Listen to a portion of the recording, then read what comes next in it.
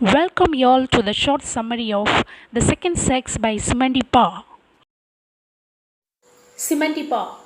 Simone was a French writer and raised in Paris at the beginning of the 20th century. She was a political activist, feminist, and social theorist.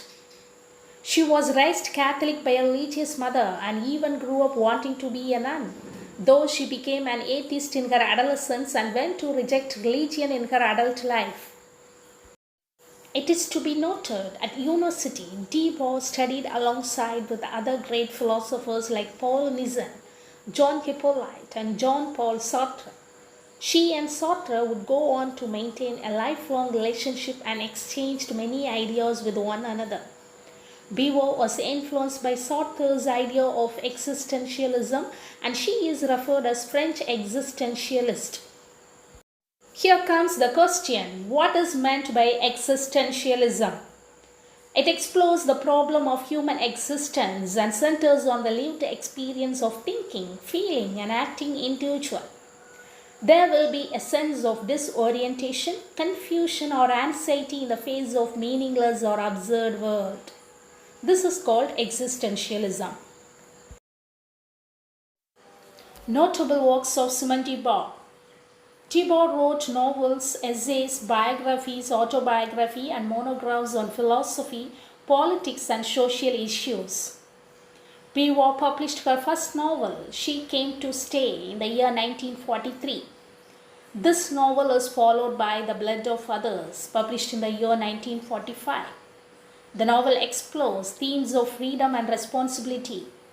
In 1947, Beauvoir wrote The Ethics of Ambiguity. It is this essay that explored her ideas of existentialism. The Ethics of Ambiguity is followed by The Second Sex, her most famous feminist manifesto, published in the year 1949. Her next notable work is The Mantarans, which was published in the year 1954 and dedicated to Nelson Algren, an American writer. This book won her France's highest literary prize called the Prix Goncourt. This book is set after the end of World War II and follows the personal lives of philosophers and friends of Beauvoir. About the book The Second Sex. Most philosophers agree that Beauvoir's greatest contribution to philosophy is the revolutionary Magnum Opus The Second Sex. It is one of the foundational texts in philosophy, feminism, and women's studies. Published in 1949 in 2 volumes as Facts and Myths and Lived Experience, the book is often regarded as a major work of feminist philosophy. The book Second Sex is also considered as the starting point of second wave feminism. What is called second wave feminism? It was a period of feminist activity that began in the United States in the early 1960s. Unlike first wave feminism that focused mainly on gender equality in voting rights and property rights, this movement focused on issues like domestic violence, marital rape, changes in custody laws, and divorce law. Thus, The Second Sex is widely considered to be a formative text of second wave feminism. Throughout her text, Beauvoir rejects schools of thinking such as liberalism, Marxism, and psycho-analytic theory. Instead, she constructs her own model for how we should understand femininity in a philosophical perspective. After the publication of Beauvoir's The Second Sex, many feminists have raised the ways in which gender and sexuality are interrelated. Today, many regard this massive and meticulously researched masterwork as not only a pillar of feminist thought but of 20th century philosophy in general. Book 1. Facts and Myths Summary. Simone de Beauvoir begins her essay by explaining the reason to write a book about women. Beauvoir writes about women because there is still a controversy over what it means to be a woman in the first place. She raises questions like, is femininity biological or femininity is defined by behaviors? In order to answer this question, Beauvoir begins to define the category of women.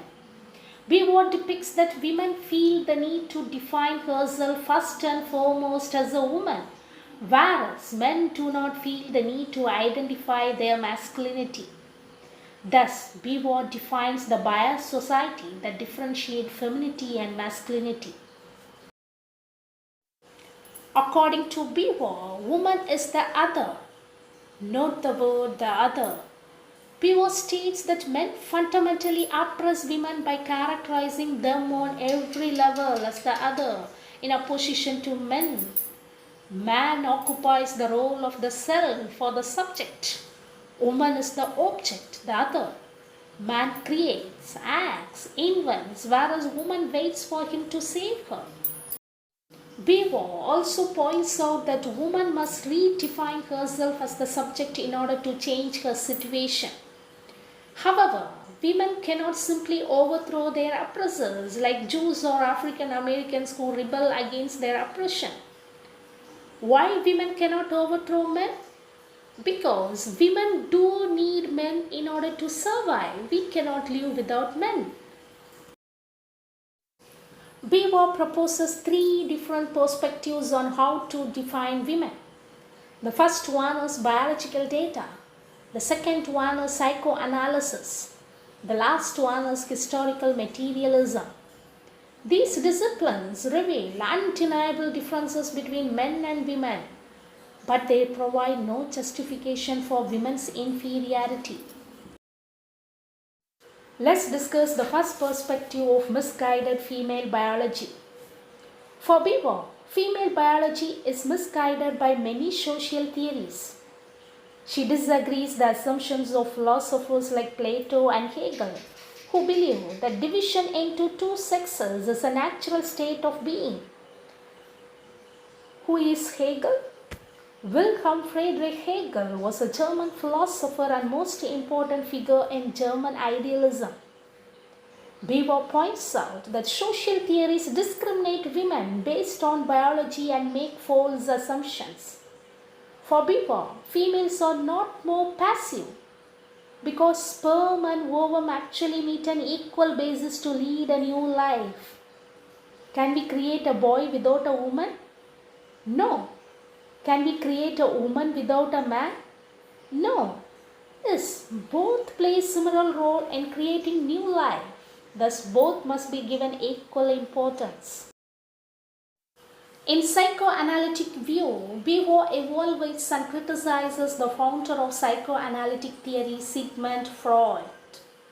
Beauvoir refutes or proves wrong the ideas of Freud, because Freud assumes women feel like damaged versions of men. But for Beauvoir, it is the society that teaches women to feel this way, but not their own subconscious. For this, Beauvoir takes references from Sartre's book Being and Nothingness. Beauvoir states that women are not simply unconsciously acted upon by certain drives or impulses, but rather they have to choose between different values in everything they do. Beauvoir explains her own theory that humans are actually focused on a quest for being, and sexuality is only one part of this quest. Sexuality is not given so much importance like Freud, but for Beauvoir it is shaped by societal values. Thus, regarding psychoanalytical view, Beauvoir is against Freud but stands with Sartre. In historical materialism, Beauvoir considers the role of history in shaping the difference between men and women. Beauvoir then moves to history to trace the emergence of male superiority in society from nomadic hunter-gatherers through French Revolution and contemporary times. Here in history, she finds ample examples of female subordination but no justification for them. Beauvoir then dismisses Friedrich Engel's theory of sexual division of labor in class society. Who is Friedrich Engels? He was a German philosopher and historian. The importance of Engel's theory of women's oppression rests on the relationship between the sexual division of labor and the mode of production, which underwent a fundamental transformation with the onset of class society.